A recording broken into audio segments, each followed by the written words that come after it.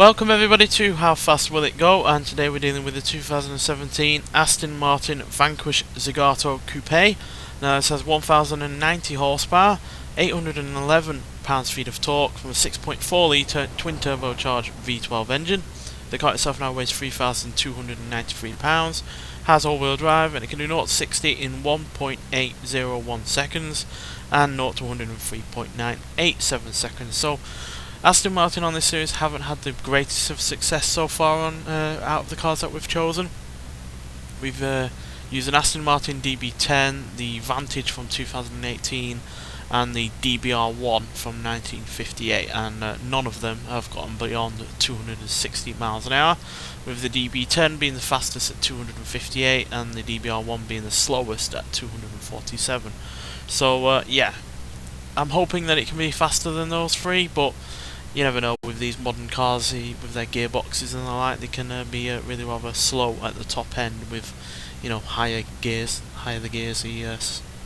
Sometimes it struggles to gain speed as you're going faster and faster, which is an actual thing anyway, you know, physics and everything like that, but a modern gearbox can make that all the more worse. So yeah, nonetheless, let's get out there and see what this car can do.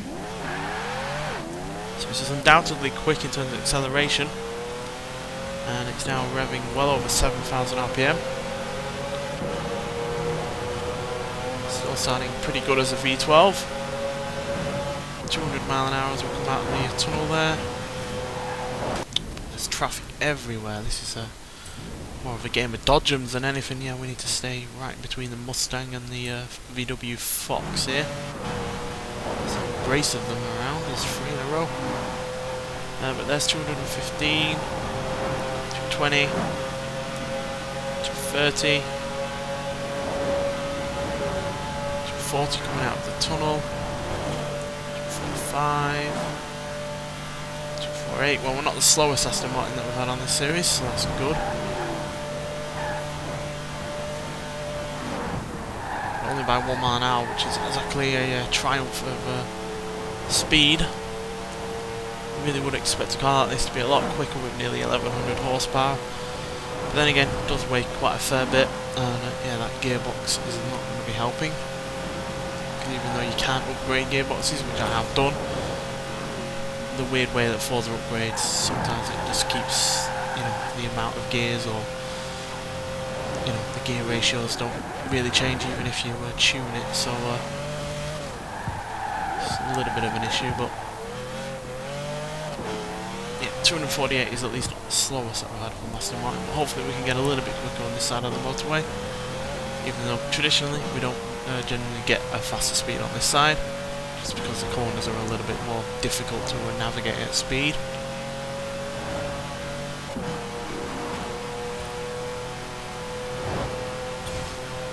I think this struggles a little bit with the all-wheel drive system as well, to be honest. It's just not all that quick at the top end, as you can see. It's really struggling. Maybe the lack of torque isn't helping either, when you consider it also weighs nearly 3,300 pounds.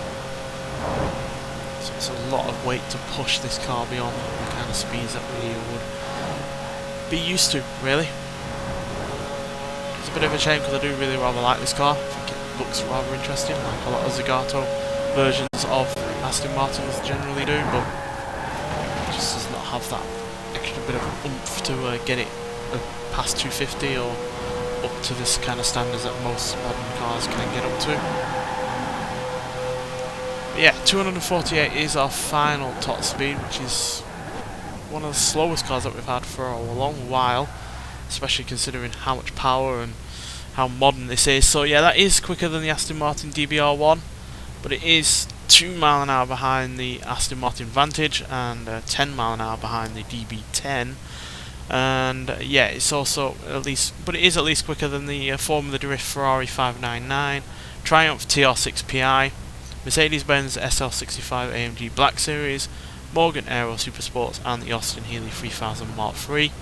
But yeah, slower than the Porsche 356A 1600 Super, Mitsubishi GTO, Maserati 300S, Celine S5S Raptor, Bentley Turbo R, surprisingly, given that's far older and far bigger and heavier car, as well as the Alfa Romeo Giulia Quadrifoglio and the Porsche 550 Ace Spider. So yeah, nothing mega impressive about this car, to be honest. Yes, it's not the slowest Aston Martin that we've had, but by only 1 mile an hour and still being well behind the other two more modern vehicles is yeah, a really rather disappointing top speed, to be honest. So yeah, not massively impressed by this. Handling isn't particularly special. The acceleration is pretty good to 60 and to 100, but outside of that, yeah, there's not much to really recommend about this car.